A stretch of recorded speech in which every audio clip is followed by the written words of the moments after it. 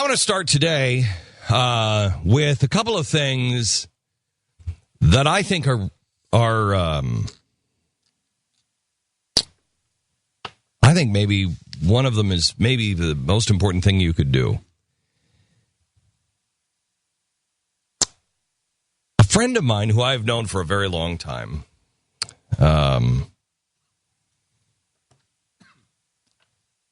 called me up last spring and said, Glenn, I need to tell you something. Can you meet me at a hotel? Like, okay, this is really cryptic and spooky. He's like, no, it's not bad. I just would like to meet you because I have something to tell you. I said, okay. Now, this is a guy I've known for years. I respect. All of us know him. And we know him as a guy who does another job. And he's very good at that other job. Or so we thought. And we never thought anything else. So I go to this hotel, into this conference room, and he's there with a slide projector and a screen and a couple of people at the table. I said, what exactly am I walking into here? The door closed, and he said, I have to tell you, I'm not who you think I am. Now, this is one of the most surreal movie kind of moments I've ever had in my life. And I've had a lot of movie moments. I've had a lot of things that have turned out, you're like, wait a minute, what? And so I sat down and I said, so who are you? He said, I work for the federal government. This is when I smiled at him and I said, does this work out well for me, or does this work out very poorly for me? He said, smiling back, it's not about you. I said, okay, good, then I'm all right. Otherwise, I would really like to get my attorney here. He said, I want to tell you a story about a 5-year-old boy.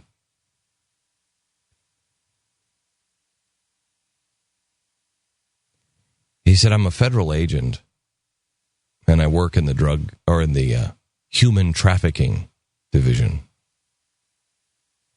Now, this was right around the time that they had found those girls in Cleveland. I said, all right. He said, Glenn, you have no idea how bad it is. And I can't take it anymore. And he said, I'm getting out because we're not doing everything that we can. And he said, we do a lot. And I want to make sure you understand, this is not a left or right. This is not an anti-administration. This is not an anti-anything. He has worked for both administrations, both parties, and it doesn't change. And he said, this 5-year-old boy lived in America. And he and his sister were kidnapped in America and brought across the border. And brought across the border by this real monster. He's a human flesh trafficker. And he would bring these two children, brother and sister. She was maybe 10. He was 5. And he would bring them to these drug cartel parties in Mexico on the weekend. And they were horribly abused. They were used as sex toys. And then because this family was underclass and living in the shadows.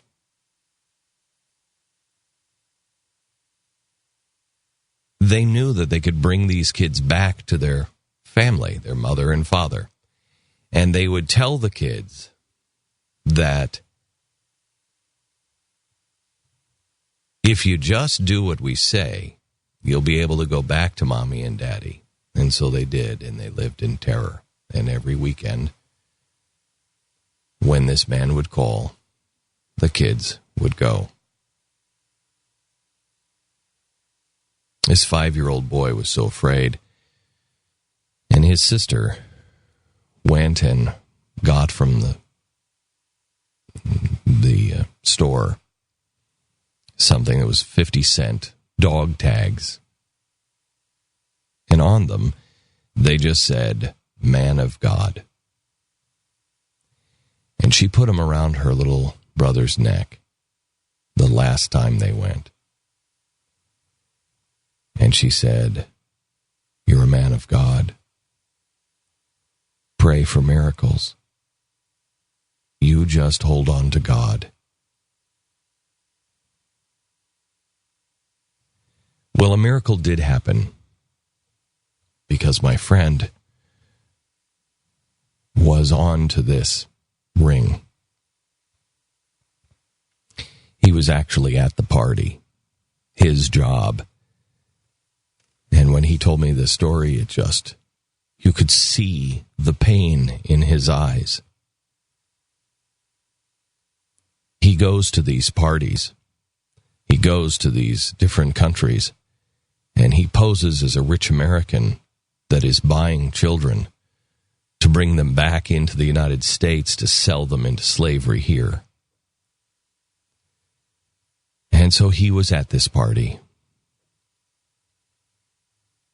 And he said, "I want that one, and that one, and that one, and that one." And as soon as the money changed hands, the Navy SEALs drop out of the ceiling. And they save the children. The little boy was confused. As my friend went to go grab him, he thought he was one of the monsters and didn't understand. And then he ran to the SEALs. When the SEALs explained to him that he was the guy who led the team, the little boy ran to my friend and grabbed onto his neck, and he said, "Glenn," he wouldn't let go. They took him across the border back into America. He reached into his shirt and he pulled out those 50-cent dog tags. He said, "That was my first mission."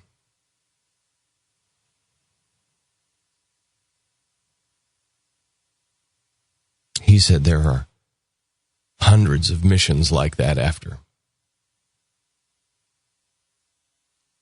2 million children are trapped in slavery. Since then, I have been doing a lot of homework on it, and I have talked to people in America and around the world, and I have spoken to one of the bravest women I know. She's a woman in the Congress, if you will, of Mexico. And she is very outspoken. And she has shown me the problem in our border and the problems in Mexico and the problems here. There is a stretch of border in Arizona. It's the no-go zone. It's where we have just ceded land back to Mexico, about 90 miles of land. And there are signs, no Americans should pass this point. Even though it's our land, we don't really guard it. We don't do anything. And that is exactly where the kids are trafficked. Phoenix is now the kidnap capital of the world. Do you know that? More than Bogota, Colombia. Phoenix, Arizona. do you think happens to these children? Does anybody even care? No, because, they're illegals anyway. What happens to these 5-year-old boys and girls? I could tell you, but I don't think I need to. You know. The evil that is on our border is not just on our border. It's all around the country and all around the world. Cleveland, Ohio is one of the main distribution points in America. Is it Cleveland or is it Toledo? I can't remember now. Ohio. These kids are kidnapped from our country and they are shipped all around the world. And he started just like a Mission Impossible, opening up a file and throwing pictures down on the table and said, this one we know where they are. This one we know where they are. This one we know where they are. American citizens missing. And we know where they are. I'm going to take a break and come back and tell you how you can save them. What my friend has put together and what my friend asked me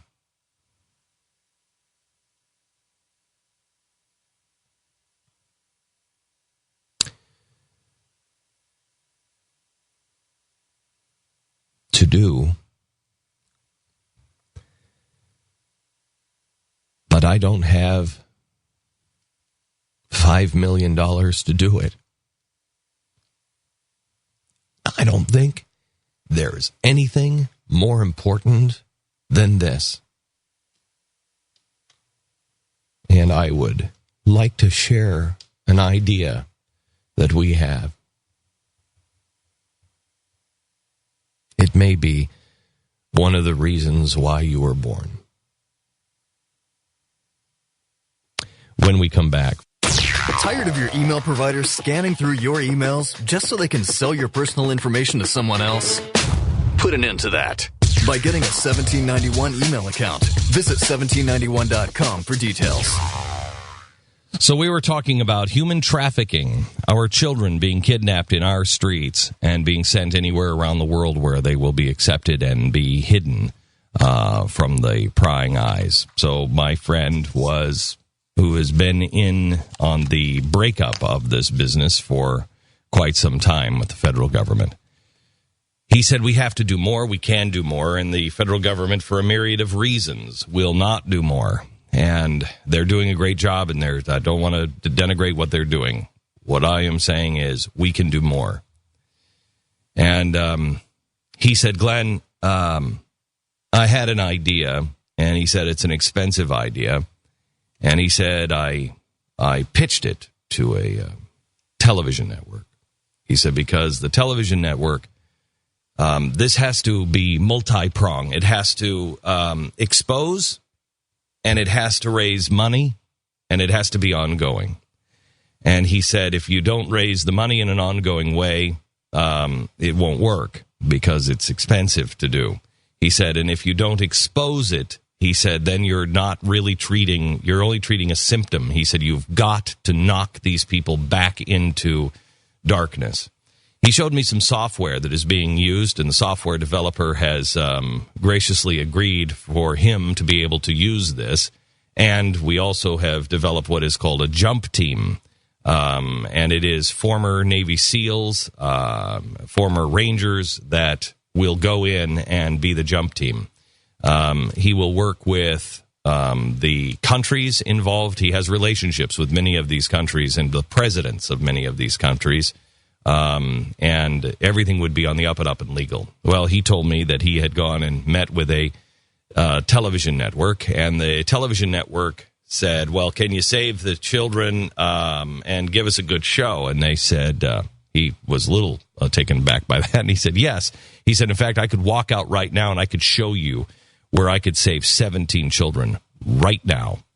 And they said, well, now hang on, what is the story of those children? And he said, what do you mean, what is the story? They're in sex slavery here in your city? And they said, well, yes, but the numbers are the numbers. What we care about is the story. So we would rather have you rescue one child, if it's a better story, than 17 children. That's when my friend picked up all of his stuff and walked out of the meeting. He came to me, and I said to him, I don't have that kind of money. And so we have gone back and forth in my own company this summer, trying to figure out exactly how we could do this, and we can't. And maybe someday we will be able to do it. But the important thing is that we rescue the children, as many as we possibly can. I would like to introduce you to a website called OperationUndergroundRailroad.org. And I would like you to bring this to your churches. And I would like you to inform yourself and others, as many as you can. I'd like you to put this on your Facebook, and I'd like you to tweet this. Millstone around people's necks that are involved in this. And I think great and powerful blessings to anybody who can help free these children. Operation Underground Railroad will show you exactly how they are going to rescue these children and what it will take. But we need your tax-free dollars. Now, I want you to know this is not something that I am doing. This is something that I truly believe in. And they need your tax-free dollars. If you are looking for something that is important that you believe you can help, would you please, $1 or anything you can, or at least just spread the word. Go to OperationUndergroundRailroad.org and let's change the world for good.